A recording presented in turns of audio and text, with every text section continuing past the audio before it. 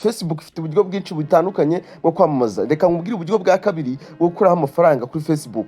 Uburyo bwa kabiri babwita Facebook Marketing Place. Marketing Place ni ahantu haba ibikoresho bigiye bitandukanye byinshi cyane, nanjye nkunda kwaca ngiye kugura ibintu bigiye bitandukanye. Ushobora kuba uziranye n'abantu batandukanye bacuruza amatelefoni, bacuruza ama iPhone, bacuruza ama desktop, laptop, imodoka n'ibindi byose bigiye bitandukanye. Aha kuri Facebook Marketing Place urahaza, wamara kuza ukaba ufite igicuruzwa, ufite amafoto yacyo, ugashyiraho igiciro runaka ushaka amafaranga. Noneho iyo ngewe nje hano muri search ngavuga ngo ndashaka kugura desktop, wenda ndashaka desktop i7, i7, noneho wangiza ugahita usacingamo. Abantu baba bafite izo mashini, bavuze ngo uyu nguyu arimo arayigurisha 200,000, uyu nguyu arimo arayigurisha 300,000, nyine ibintu bigiye bitandukanye. Nawe uba waraje ukayishyiramo, none ndaje nkwereka uburyo washyiramo noneho iyo Facebook, washyiramo ibicuruzwa byawe hano muri Marketing Place nyine. Ukazenda nk'urugero, nk'uyu nguyu yaje, nshobora kuza nkahita mwandikira hano nkareba ngo afite imashini za desktop quality available zirahari, harimo Pentium, harimo i3, i5, i7. Izi zose nizo arimo aragurisha aka kanya.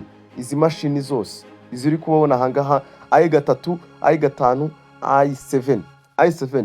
Ndakeka izi mashini zose wemereye kuba wamwandikira ukazigura rwose mu gihe uyishaka, kandi bitagusabye n'ahandi hantu, bitagusabye guca mu bintu byinshi, kandi ukagura udahenzwe, mukumvikana kugeza yaba kunanije ukajya gushaka undi muntu, kuko imashini ziba ziri hano ziri nyinshi cyane. Nawe ureba abantu bose basigaye bacuruza kuri Facebook Marketing Place ni abantu benshi cyane, kandi ahangaha kuri Facebook wemerewe no kugurisha ibintu usanzwe ufite wenda bitari bishyashya bya okaziyo, kuko urabona nk'ini moto ushobora kuza ukayigura ahangaha kuri Ruza, urebye amafoto yose nyirayo aba yashyizeho, ukayigura, wamara kuyigura ukamuhamagara, dore nimero ze ngizi bazishyizeho, cyangwa avuga ngo nkeneye ahangaha warimo aravuga ngo nkeneye moto ikiri nzima byibura 3 miliyoni 1,300,000, ngwino uyitware, ngwino uyitware, uyu ngo arimo arayigurisha.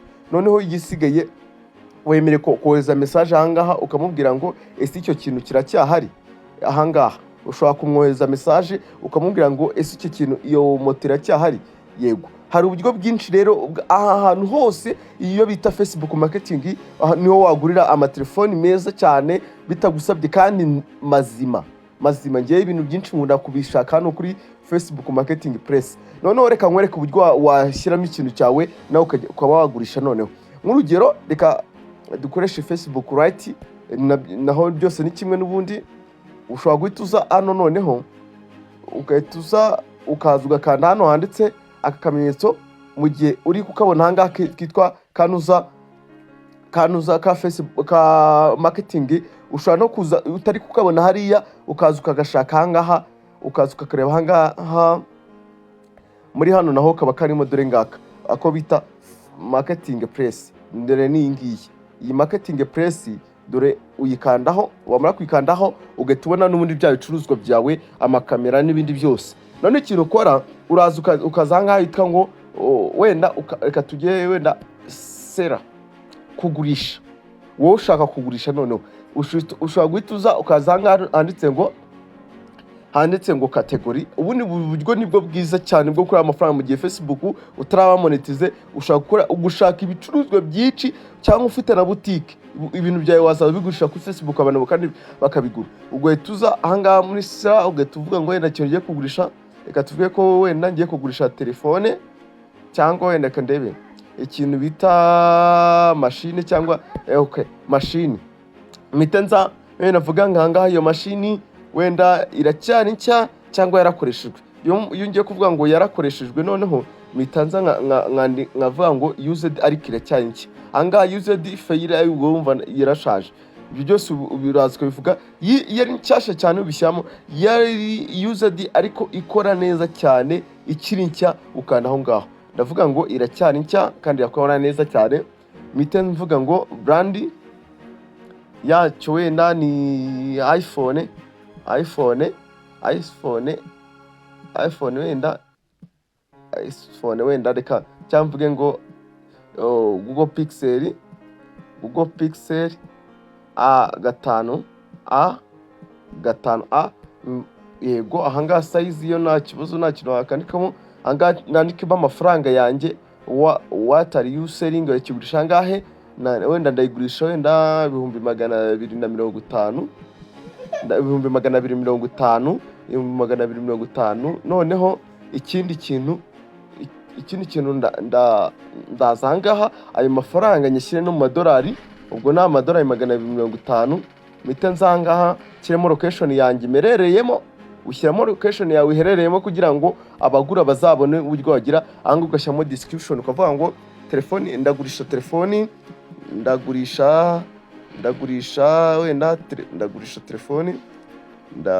ndagurisha telefone ya Google Pixel, Google Pixel 5A, yego nimero zanjye nkazishyiramo 0780841323, nangiza nkahita nzangaha ngavuga ukaza ugahitamo yuko iki kintu kigomba kujya muri stock, ngo is stock. ahangaha ugahitamo ahangaha ka kabiri, iyo ushyizemo mu kambere ntago kijya muri news.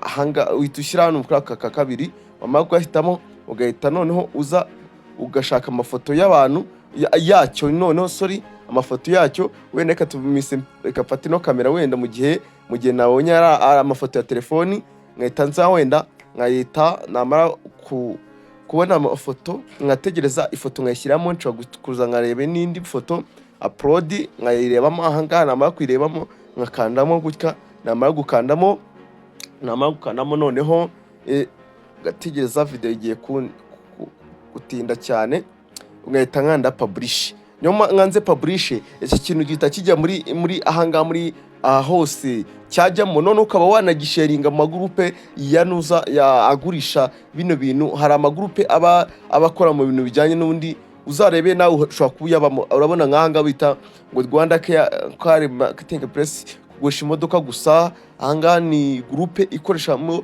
ibintu bijyanye no kugurisha imodoka. okay, hano hari ngo Zara buy and selling, ukagurisha. dore hano byose nibyo, aha hose harimo ibintu bagurishamo. Facebook ifite ibintu byinshi cyane wakoresha ugurisha ibintu byawe. hano ushobora no kuzanaho ugahita ushyiramo ibintu byawe nka kwa kundi twabigenje.